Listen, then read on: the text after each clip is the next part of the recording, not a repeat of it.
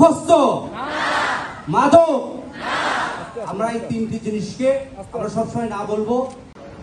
জানি না থেকে জানি না, একেবারেই জানি না, হাত তুলি দেখি প্রথম আলোর নামই শুনি না জীবনে, এরকম আছে কেউ? এই সাফল্যের পেছনে তোমরা অনেক কষ্ট করেছো, অনেক পরিশ্রম করেছো, এবং তাই তোমরা আজকে এখানে আসতে পেরেছো। তোমাদের এই জার্নির পিছনে বিশেষ করে তোমাদের শিক্ষক, তোমাদের মা বাবা এবং অসংখ্য গুণীজন রয়েছে। তো মা বাবার পরে আমাদের এই যে সফলতা, এর পিছনে কিন্তু আমাদের শিক্ষকদেরও একটা অনেক বড় অবদান।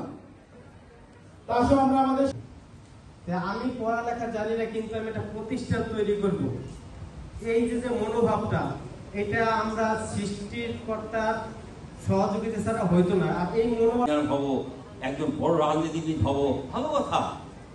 কি কেউ কি বলো শিক্ষক হবো? আছে ইচ্ছা কারো? এখানে যারা সবাই উপস্থিত আছেন প্রত্যেকে A+ পেয়েছেন, GPA 5, সবাই খুশি, আনন্দিত, কিন্তু আমি বলবো যে আমি তাদের থেকে বেশি আনন্দিত।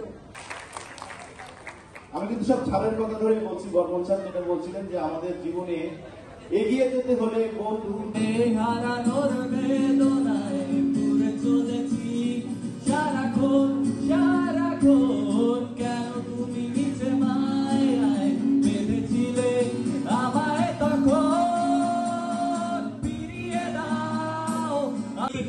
আমি ব্যাকডেটেড লোক, তোমরা হলো ডিজিটাল ছেলে মেয়ে, তোমরা